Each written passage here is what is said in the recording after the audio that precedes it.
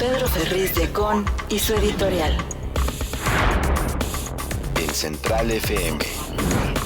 Equilibrio. Estamos en medio de una guerra en México. Y lo digo así porque así es. Si fuera de otra manera, por supuesto, me encantaría decir que no es así, pero es así. Cuando nos encontramos todos los días con masacres y con atentados y con asesinatos y con sicarios y con ejecuciones y con proclamas de grupos de delincuentes que salen armados con armas largas y que se difunden en todos los medios de comunicación, cuando vemos crímenes arteros que se transmiten con una brutal violencia, exageradamente brutal violencia, cuando vemos constantemente este amago de extorsiones, de cobros de piso, de secuestros, de asaltos, nos vamos a pensar, bueno, ¿qué estamos viviendo los mexicanos? Ayer platicaba yo con Ricardo Oms, es un analista y es un hombre muy, muy profundo que ha hecho investigaciones sobre nuestra idiosincrasia y que publica un libro que se llama México Dividido. Hablamos largo sobre nosotros y pensamos que hay en el fondo de nuestra sociedad una tremenda frustración. Y esto se está traduciendo con el lenguaje de un gobierno en odio. Y este odio está permeando. Ahora que los narcotraficantes y los delincuentes se sienten protegidos por la autoridad de un presidente que los justifica, y por lo mismo están surgiendo grupos por todas partes. Matan al alcalde periodista de San Miguel Totolapan, allá en Guerrero, un hombre que se llamaba Conrado Mendoza. Matan a su padre, Juan Mendoza, que también en otro tiempo fue presidente municipal del mismo lugar. Eso suele pasar mucho en las poblaciones en México. A uno van por él al Palacio de Gobierno, un grupo que se llama Los Tequileros, que supuestamente había desaparecido, pues ahí está. Y este grupo de los tequileros llega, rocía al Palacio Municipal de Bala, de alto poder, mata al alcalde y a 17 personas, van por el papá del alcalde, también lo matan, y luego sacan un video en el que dicen, aquí estamos, y de aquí no nos van a sacar. Y se ve que hay una lucha encarnizada entre grupos, pero en ello hay la vulnerabilidad de las presidencias municipales, que se ven amedrentadas por este tipo de grupos y que en contra de ellos, de estos grupos, pues no hay nada que se pueda hacer, nada. Porque los presidentes municipales o no tienen presupuesto para defenderse de estos, o están metidos con estos o con otros grupos, y por lo mismo, con aquellos con los que no están metidos, pues les protestan y por eso los matan, porque no puede uno explicarse que lleguen y maten a un presidente municipal y a 17 personas nada más así, porque sí.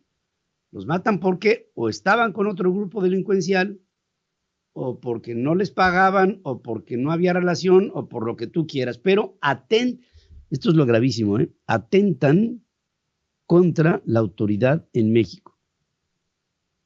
Y lo han hecho en los niveles municipales de una manera fehaciente y contundente.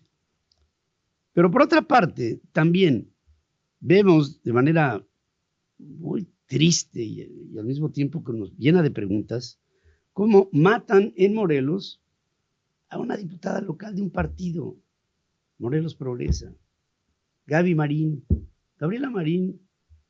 Por Dios, hombre, ¿qué posible vínculo pudo haber tenido con qué?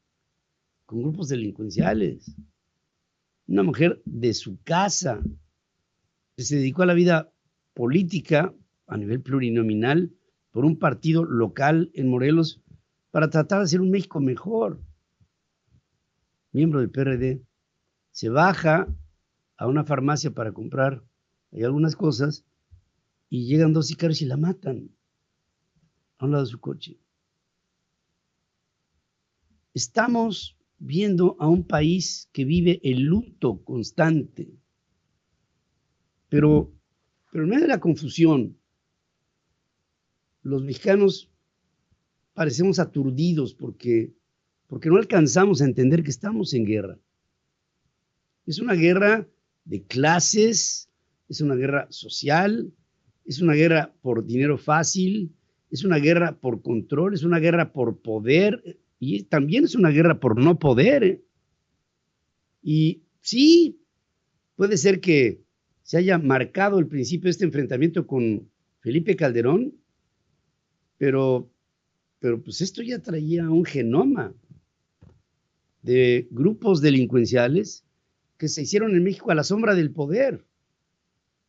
Felipe Calderón no lo estoy justificando, simplemente que Felipe Calderón pudo haber sentido que había que luchar en contra de ellos, pero pues ¿qué me dicen de Amado Carrillo en tiempos de Salinas de Gortari? ¿O qué me dicen de todos los narcotraficantes fundacionales de lo que hoy es Miguel Ángel Félix Gallardo, Caro Quintero, el Mayo Zambada, Juan José Esparragosa, el Azul, todos esos narcotraficantes, Juan García Ábrego, o sea, todos esos narcotraficantes se hicieron súper poderosos y ahora grupos iguales, que probablemente algunos de ellos tienen un enorme poder, como por ejemplo el grupo del cártel de Sinaloa o herederos del Chapo Guzmán, que pues hicieron enormes fortunas, el cártel Jalisco Nueva Generación,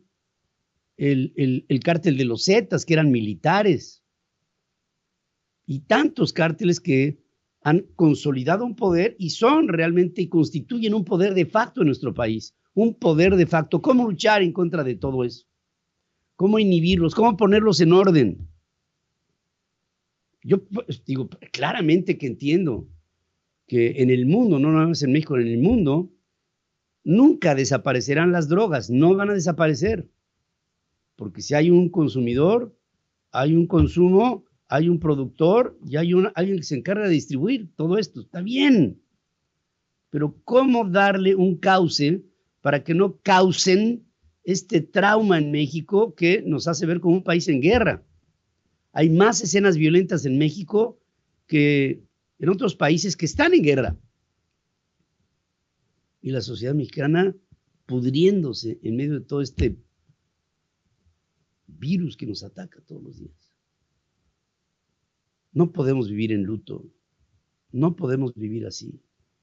No podemos ver como la paz sea trastocada todos los días. No podemos saber que cada vez de que sale uno a la calle corre uno el riesgo de salir a la calle y no regresar. ¿Por qué? Pues por causas las que ustedes quieran. Pero México está así. Y como estamos así, la sociedad mexicana tiene que tomar un papel proactivo en todo esto y pronunciarnos con verdad y con valor y hacernos ver manifestándonos en contra de la violencia en México y de la incapacidad de los gobiernos para inhibirla. El Estado tiene como obligación darnos paz, garantizarnos seguridad, libre tránsito, libre pensamiento, libre concurso de todo aquello que tiene que ver con el ámbito comercial, libertades.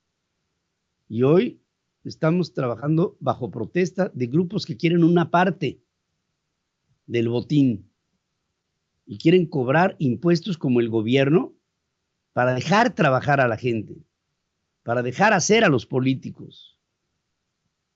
Muchos de ellos ya metidos en el mismo negocio y auspiciando y protegiendo a aquellos que producen este tipo de males. No, México no puede avanzar así. No podemos seguir así. Estamos viviendo un momento en el que nuestro país está bajo fuego. Y lo más grave de todo esto es que hasta a eso se llega a acostumbrar el hombre. Ya estamos hechos a eso. Masacres todos los días, órale. ¿Y qué otra cosa? Porque eso ya lo sabemos. Sigue escuchando a Pedro Ferriz de Con. Central FM.